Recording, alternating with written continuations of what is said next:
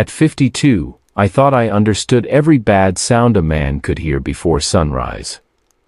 A transmission slipping on black ice.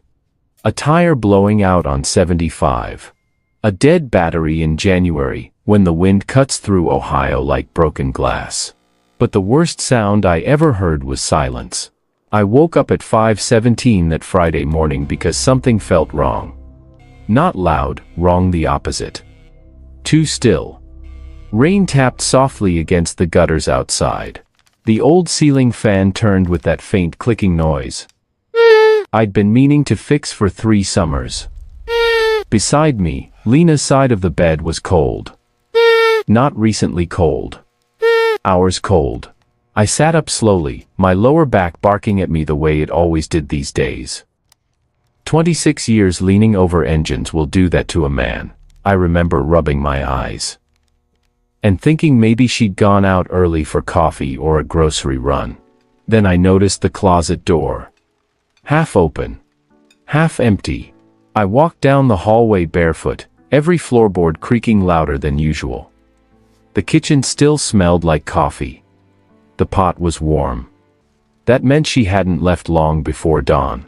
Her wedding ring sat beside the coffee maker on a folded paper towel. That was the moment my stomach dropped. Not all at once. Slow and heavy like the feeling when a lift starts failing underneath a truck. I picked up the ring, cold metal against my fingers. For maybe 2 seconds, I saw our wedding reception again. Cheap rented hall outside Dayton. White lights hanging, crooked along the ceiling tiles. Lena laughing, while Eli, my stepson, barely 2 years old back then, slept across 2 chairs with his tiny sneaker still on. Then my phone buzzed. Bank notification. I opened the app half awake and just stared. Joint savings nearly empty. Emergency account drained. Business reserve account pending transfer. I refreshed the screen 3 times because my brain refused to accept it. Then I saw the cash advance alerts. 3 of them. Jesus Christ. I leaned both hands against the kitchen counter and stood there, breathing through my nose like a man trying not to throw up. That money wasn't luxury money. That was payroll money. Thursday afternoon I'd pulled extra cash from the business line because Monday was coming fast. I had 2 mechanics, a front desk clerk, and overdue parts invoices from Cincinnati Auto Supply sitting on my desk at Miller's garage. And now most of it was gone. There was a folded note under the coffee pot. Frank, I need more than this life. Don't try to find me. Derek understands me in ways you never did. Eli is better off with you anyway. Lena, I must have read that last sentence 10 times. Better off with you anyway. Like she was talking about leaving an old couch behind. I don't remember grabbing my truck keys. Next thing I knew, I was driving through light rain toward the garage, while the sky over Dayton slowly turned gray. The roads were almost empty, a Kroger truck, a couple guys headed toward construction sites. Normal people starting normal mornings. Meanwhile, my whole life had just blown apart before sunrise. Miller's garage sat off an older county road between a tire shop and a laundromat that never seemed fully open or fully closed. The sign buzzed faintly in the rain when I unlocked the side door. Inside smelled like old rubber, oil, cold metal, and coffee that had probably been sitting since yesterday afternoon. Home, basically. I flipped on the fluorescent lights 1 row at a time. Buzz. Flicker. Buzz. I walked past Bay 1, past the old Chevy Silverado waiting on brake lines. Past the Mustang restoration project sitting under a tarp since February. Then I sat down beside Bay 3 on an old tire leaning against the wall. That's where it hit me. Not the money. Not even Lena. The fear. The kind a middle-aged man feels when he realizes everything he spent decades building could disappear in one bad weekend. I covered my face with both hands. Grease smeared across my forehead from yesterday's work. My shoulders shook once, then again. I cried harder than I want to admit. Not loud. Not dramatic, just exhausted. Rain hit the metal roof.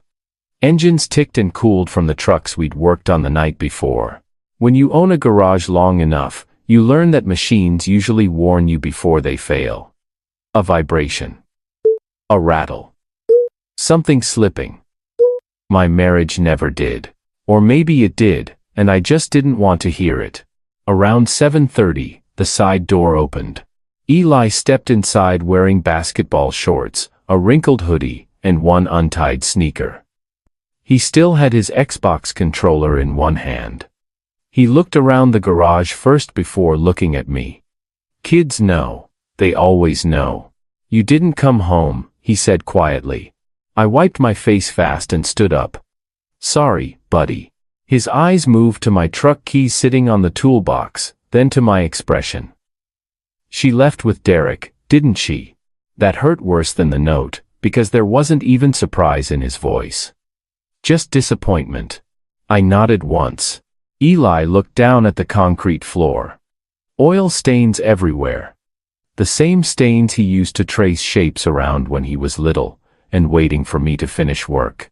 She took the money too. He asked. How do you know that? He shrugged, but it wasn't a child's shrug. It was tired. Because Derek always asked about money. I stared at him. Really stared. There are moments as a parent when you suddenly realize your kid has been carrying something heavy all by himself. This was one of them. That night. Neither of us really ate dinner. Around 9. Eli walked into the kitchen carrying 2 grilled cheese sandwiches. One was burned black around the edges. Sorry, he said. I forgot about the pan. I almost laughed anyway. He sat across from me while rain rolled against the windows. Then he said quietly, Dad, I've been ready for this. I looked up slowly. What does that mean? Eli stood, walked to the hallway, and came back holding a worn manila folder from his backpack. His hands shook a little when he handed it over. I didn't know what else to do. I didn't open the folder right away. That probably sounds strange, considering what was inside. But when a 12-year-old hands you evidence proving his mother planned to run away with another man, part of you wants to pretend you misunderstood everything. Eli stood there shifting his weight while I stared at the folder on the kitchen table. Rain tapped the windows. The clock above the stove sounded louder than usual. Tick, tick, tick, tick. Finally, I opened it. Inside were photographs, receipts, notes written in pencil. Not a mountain of evidence, just enough to make my stomach sink deeper with every page. A photo of Derek's black Dodge Charger parked 2 streets over. A picture of the temporary plate. A screenshot of a motel reservation confirmation. A prepaid phone number beside the words Times Blue Lantern, KY*. Then a blurry photo of one of the cash envelopes I kept in the garage safe. I looked up slowly. Eli, where did you get all this? He pulled at the sleeve of his hoodie. I just noticed things. For a while. Asterisk. For a while. Asterisk. Meaning my stepson had been scared for months while I walked around pretending life was normal. I leaned back and rubbed my eyes. Buddy, why didn't you tell me? His face tightened. I tried once. What? You said, Mom was probably just stressed. That one landed clean. Because he was right. About 3 months earlier, Eli mentioned Derek showing up outside his basketball practice. I remembered brushing it off, told him grown-ups had complicated friendships sometimes. I'd spent half my life diagnosing noises under hoods, but apparently I couldn't recognize trouble sitting at my own dinner table. Eli sat down across from me and finally started talking for real. Not fast, not dramatic. Just honest. Sometimes I'd hear Mom outside talking after she thought I was asleep, he said. I kept pretending to play Xbox because I didn't want her knowing I could hear. What did you hear? Mostly money stuff. He swallowed. And Derek yelling. I sat straighter.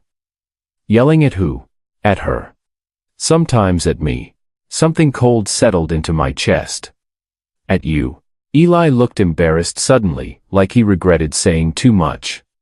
One night, he grabbed my shoulder really hard, because I came downstairs without him hearing me. He said I scared him. I stared at him. That detail bothered me more than almost anything else. I could picture it too clearly, Derek's heavy hand on a kid who already felt unsafe in his own house. I looked down at the folder. You collected this because you were scared. Eli nodded once. I thought maybe she was going to leave. His voice cracked on the last word. And I wanted proof. That was the moment I stopped seeing the folder as evidence. It was survival. A 12-year-old trying to prepare himself for abandonment before it happened. I got up from the table and walked around to him. For a second he stiffened, like he thought he was in trouble. Then I pulled him into a hug. He held on immediately tight, his face pressed against my shoulder while both of us stood in that kitchen trying not to fall apart. I'm sorry, I said quietly. For what? For not seeing it. He didn't answer for a while. Then, I didn't want you to get hurt either. That nearly finished me right there. You spend years trying to protect a kid, and somehow the kid ends up trying to protect you. The next morning I barely slept 2 hours before heading to the garage.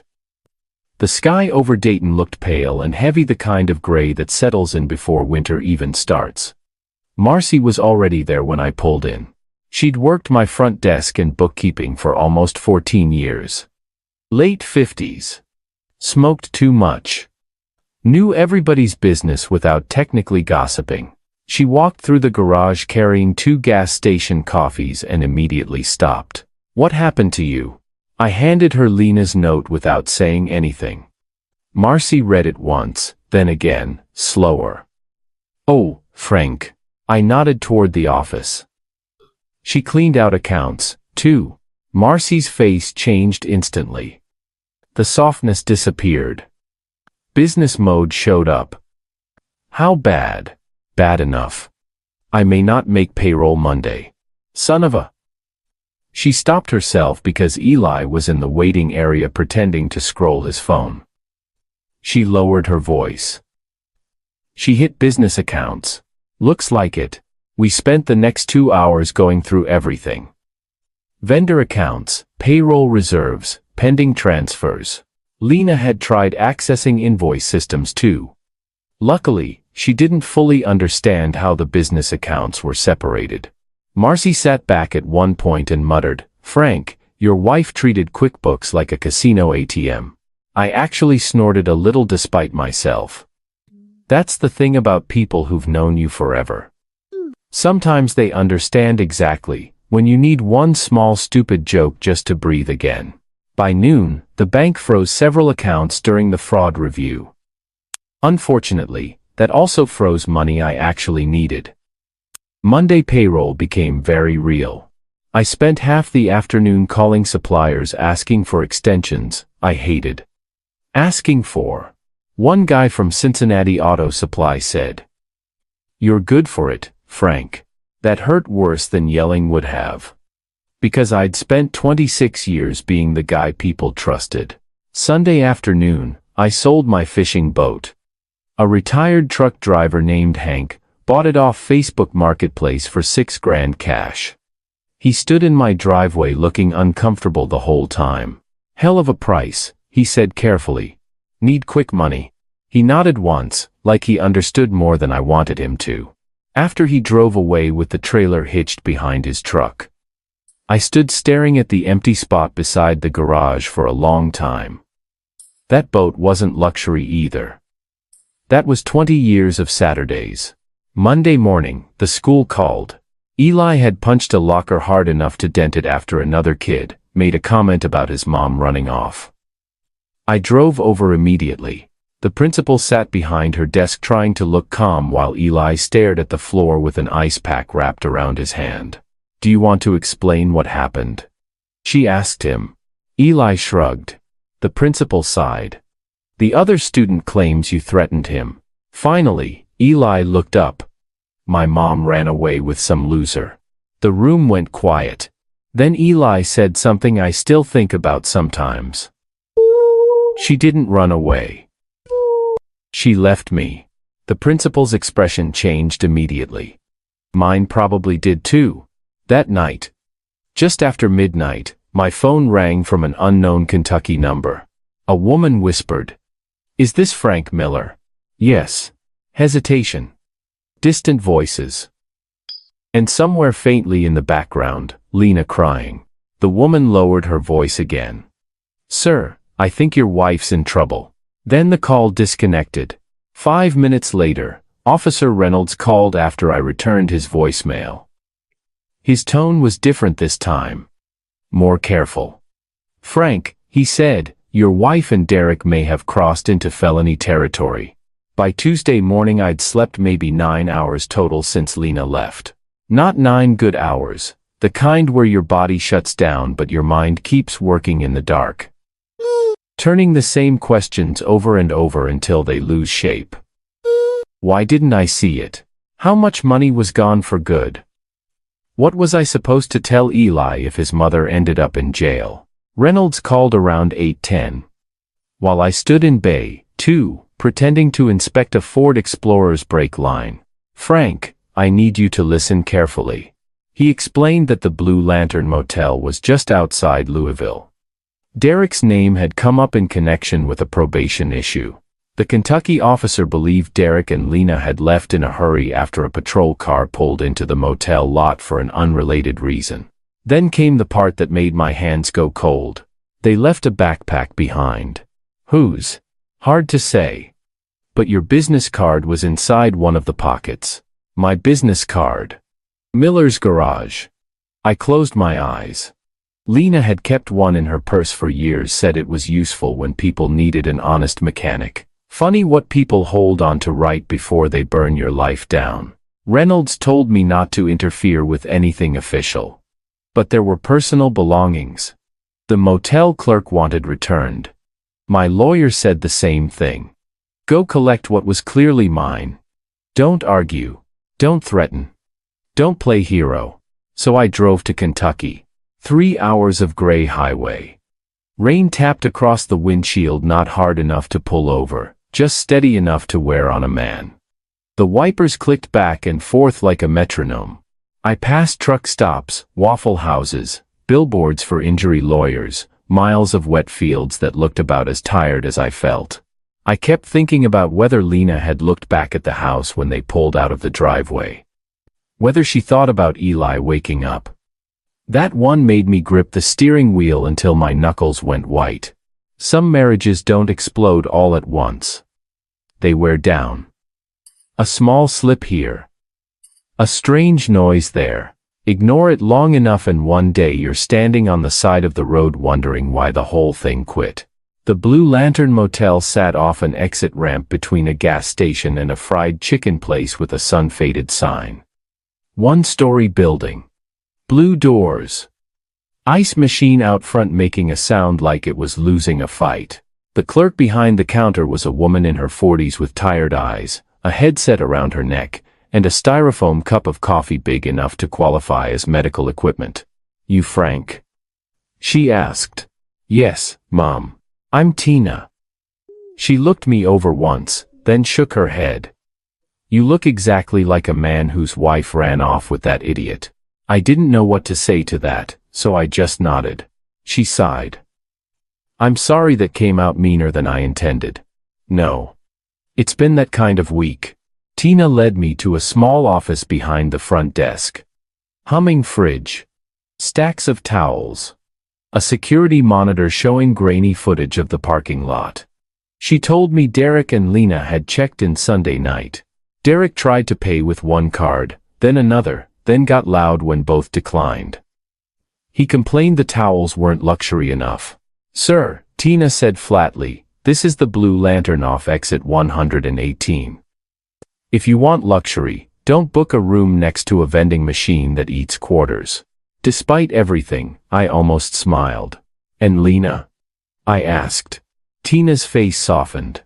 She looked scared by Monday morning. Not innocent, don't misunderstand me. But scared. That hid in a complicated place. Tina handed me a clear plastic bag. The backpack was black, with one broken zipper. Inside were items that made my stomach turn slowly. 2 prepaid phones.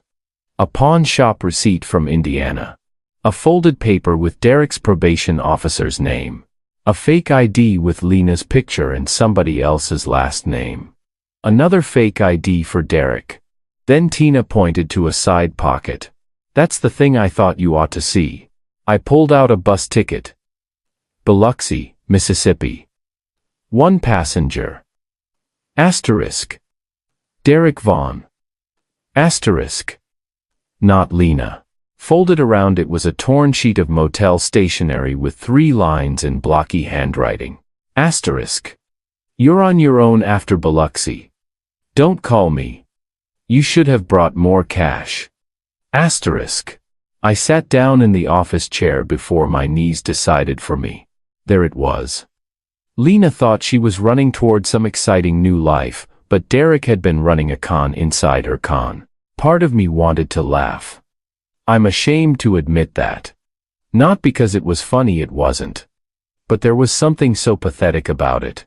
Lena had burned a home, a marriage, a child's trust, and nearly my entire business for a man who planned to leave her at a motel off the highway.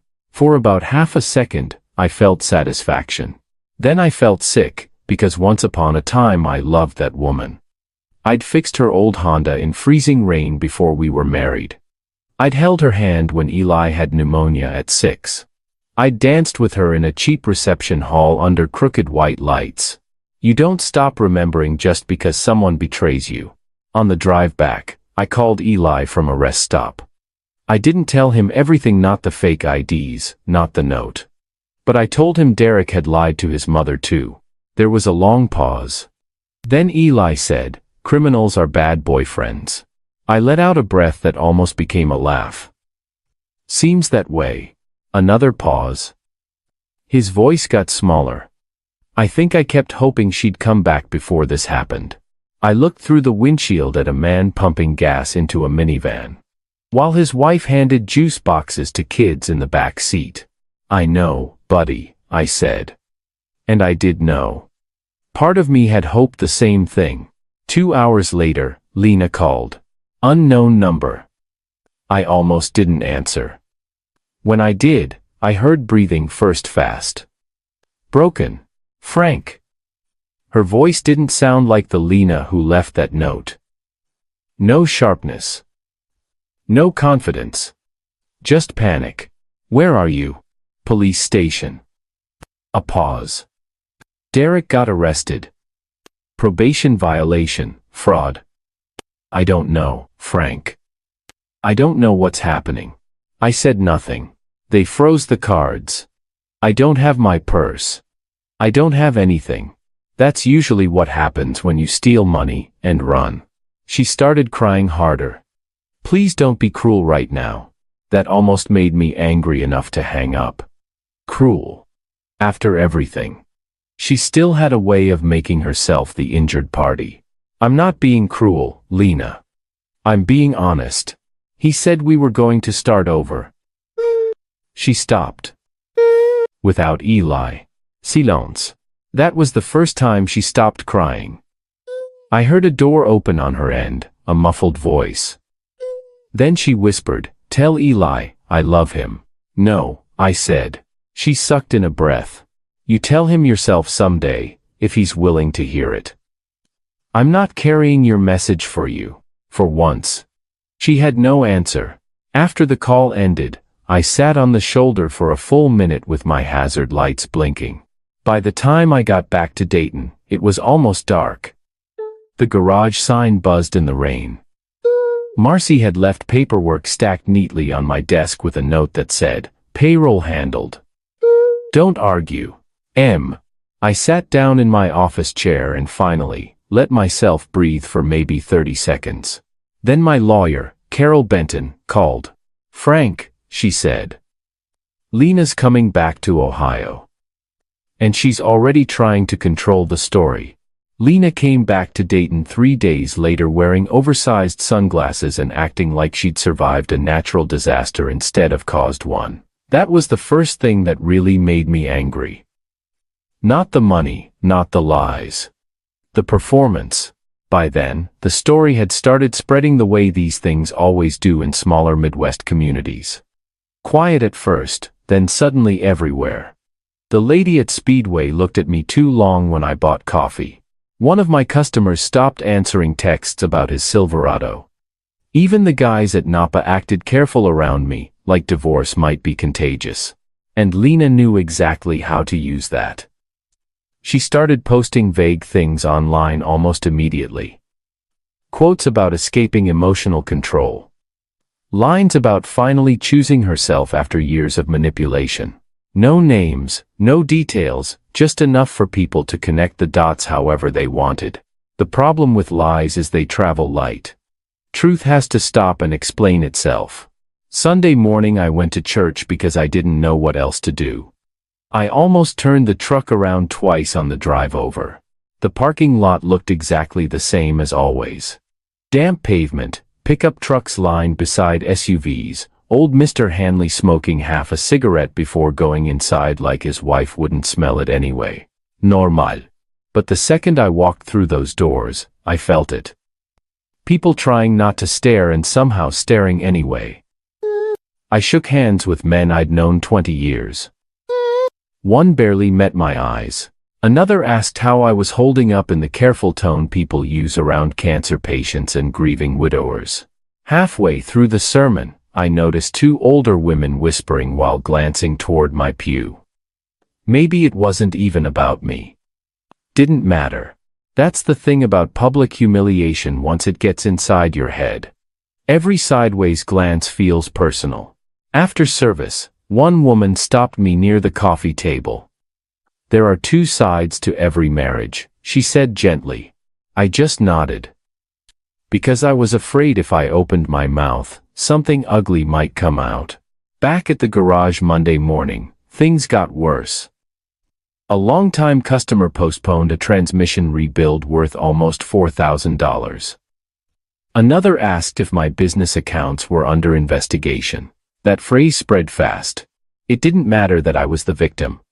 People hear words like times fraud times and times frozen accounts. Times. And they start wondering if maybe you were part of the mess too. I spent 14 hours at the garage that day, mostly because going home felt harder. By 10:30 that night, the place had gone quiet, just the hum of the soda machine and rainwater dripping outside the side bay door. Old rock station playing softly through the radio near the toolboxes. I sat alone in the office staring at invoices. There was a half-finished Mustang sitting in bay 2. Red primer. Engine torn apart. The customer had stopped coming in after his cancer treatments got worse. I kept staring at that car, all those disconnected pieces, waiting for somebody patient enough to put them back together. I seriously considered selling the garage. Not dramatically. Not one of those movie moments where a man slams his fist through drywall. Just tired. Quietly tired. Because the truth is, revenge sounds exciting until you're the one living through it. Mostly it feels like paperwork and humiliation and sleepless nights and wondering whether people still recognize the version of you that existed before everything fell apart. A knock hit the office door. Officer Reynolds stepped inside holding a convenience store coffee. You look terrible, he said. Appreciate that. He sat across from me. For a minute neither of us talked. Then he nodded toward the Mustang. You fixing it? Trying to. He studied me carefully. Don't hand them your life too. That stuck with me. Because without realizing it, that's exactly what I'd started doing, letting Lena and Derek take more than money. The garage. My routines. My identity. My relationship with Eli. Every solid thing I still had left. The next afternoon, Gloria showed up. Lena's mother looked older than the last time I saw her. Smaller somehow. Gray coat buttoned wrong.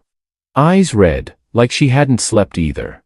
Eli froze when he saw her step into the garage office. Grandma. She hugged him immediately, tight. Then she looked at me. I need to talk to you both. We sat in the waiting area near the coffee machine while rain rattled against the front windows. Gloria pulled several papers from her purse with shaking hands. She called me before she left, Gloria said quietly. I didn't understand how serious it was at first. One paper was a printed email confirmation about transferring funds. Another was a voicemail transcript. Gloria looked ashamed even holding it. She left this by accident, she said. I read the words slowly. Asterisk. Once the money moves, Frank won't know what hit him. Asterisk.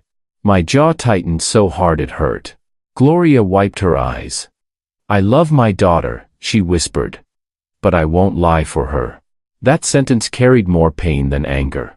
Eli sat very still beside me. Finally he spoke. I accidentally shared some pictures with Grandma months ago. What pictures? The screenshots, it turned out. Eli's old iPad still shared cloud photos with Gloria because Lena had once used it to send family pictures back and forth. When Eli got scared months earlier, he'd started saving screenshots without fully knowing what to do with them. Some automatically synced, including motel confirmations, messages, photos of the cash envelopes. The kid had accidentally created a backup trail without even realizing it. I didn't mean to spy, he said quickly. I just didn't want everybody thinking you were lying. Then quietly. I didn't want to lose you, too. That nearly broke me right there in front of everybody. Later. That week. Carol called about the hearing date. Temporary financial rulings. Property access. Custody concerns regarding Eli's living situation. Real adult consequences, not just emotional wreckage. The night before the hearing, Lena showed up outside the house unannounced. Her car headlights cut across the driveway around 9:30. Eli saw them through the window and immediately went pale. That told me more than words ever could. Lena knocked softly. I stepped outside before she could come in. Cold wind, wet pavement, the smell of fallen leaves. She looked exhausted beneath the makeup. You're turning him against me, she said quietly. No, I answered. You did that yourself. Her eyes hardened. You always think you're the good guy. I almost laughed. A woman steals payroll money, abandons her son, runs off with a criminal, and somehow we're debating moral nuance in my driveway. Go home, Lena. I want to see Eli. Not tonight. Her face changed. Colder. You're going to lose him too. The words hit harder than I expected. For half a second, some ugly fear inside me believed her. Then I looked through the front window. Eli stood near the hallway pretending not to watch us. Even from outside, I could see one of his hands shaking slightly. Not because he doubted me. Because he was scared all over again. I turned back to Lena and for the first time since all this started, I realized something clearly. She wasn't fighting for her son anymore. She was fighting not to lose. The hearing was scheduled for a gray Thursday morning in Montgomery County Domestic Relations Court. Cold enough outside that everybody walked fast from the parking garage with their shoulders hunched up around their ears. I wore the same navy suit I'd used for funerals, weddings, and one miserable cousin's second marriage in 2011. Still fit okay, except around the waist. Eli told me I looked like a mechanic pretending to be a lawyer. Honestly, fair enough. Carol Benton met us outside the courtroom carrying 2 thick folders and the kind of calm expression you only get after years handling divorces. Ugly enough to ruin your faith in humanity. Ready? She asked. No, I said, truthfully. She nodded. Good. Means you're still sane. Eli stayed outside with Gloria. That part mattered to me. He'd already heard enough adult ugliness for one childhood. Courtrooms are strange places. Fluorescent lights, old wooden benches, the smell of coffee, and wet coats. Everybody pretending they're calmer than they really are. It reminded me of waiting rooms at repair shops after somebody's engine dies on the interstate. People sitting quietly beside broken things, hoping the damage won't cost more than they can survive. Lena sat at the opposite table, beside her attorney. Seeing her there almost knocked the air out of me. Not because I missed her. Because she looked familiar. The same woman who used to bring sandwiches to the garage on Saturdays. The same woman who once fell asleep against my shoulder during a thunderstorm while we watched old reruns on the couch. Then she looked up at me with those cold, guarded eyes, and the feeling disappeared. The hearing started simply enough. Financial protections. Temporary custody concerns regarding Eli's residency. Business asset separation. Judge Halstead looked exactly how judges always look in Ohio: tired, but impossible to intimidate. Lena's attorney went first, and honestly, for a few minutes it worked. Lena cried quietly while talking about emotional loneliness. Said she felt trapped, claimed Derek had manipulated her during a vulnerable period. Then came the line that almost got me. Frank never really loved me the way I needed to be loved. I hate admitting this, but hearing that in public still hurt. Because when a marriage dies, even lies can scrape against old memories. For one dangerous moment I started questioning myself again. Maybe I worked too much. Maybe I got emotionally quiet over the years. Maybe routine slowly replaced affection. That's the ugly thing about betrayal. Even after someone destroys your trust, part of you still searches for ways to blame yourself, because it feels safer than accepting the truth. Then Carol stood up. No dramatic speeches. No TV courtroom nonsense. Just facts. Bank transfers. Payroll withdrawals. Business account access attempts. Motel receipts. Fake IDs. Prepaid phones. Timeline, documentation. Every piece laid out carefully and calmly. Like tools arranged before a repair job. Lena stopped crying about 15 minutes into Carol's presentation. By the time Gloria's voicemail transcript got introduced, Lena looked physically smaller somehow. Carol read it aloud clearly. Asterisk. Once the money moves, Frank won't know what hit him. Asterisk. Silence settled over the courtroom. Not dramatic silence. Heavy silence. The kind where papers stopped moving. Even Lena's attorney slowly lowered his pen. Then came Tina from the Blue Lantern, appearing through a video call. She sat behind the motel front desk wearing reading glasses and chewing what looked like gas station pretzels. Judge Halstead reminded her she was under oath. Yes, sir, Tina said. I understand. Carol asked her to describe Derek's behavior during check-in. Tina sighed. Well, ma'am, he complained our air conditioning wasn't cold enough while paying with stolen money. A couple people in the courtroom almost smiled before catching themselves. The judge adjusted his glasses. Please stick to factual observations. Yes, Your Honor. A pause. Factually speaking, his card got declined 4 times. I almost laughed at that. Lena definitely didn't. Then Carol introduced the bus ticket to Biloxi. 1 passenger. Derek Vaughn. Not Lena. Judge Halstead studied the document carefully. Mrs. Miller, he said evenly.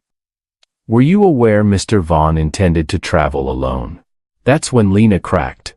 He told me we were supposed to be in Florida by Monday, she snapped. The courtroom went completely still. No papers moving. No coughing. Nothing. Then Lena realized what she'd just admitted. I looked toward her attorney. The man had stopped writing entirely. Judge Halstead lowered his glasses slowly and looked directly at Lena. That was the moment the whole thing ended. Even before the ruling. Because truth doesn't usually arrive with explosions. Most of the time it just waits quietly, until somebody finally says the wrong thing out loud. The judge ruled exactly how Carol had predicted. No immediate access to my business funds for Lena. Temporary restrictions remained on disputed accounts. Primary residential stability protections favored me regarding Eli's schooling and living situation. Further fraud investigation recommended for financial matters connected to Derek. Not a perfect victory. Not movie-style revenge. Some money was still gone forever.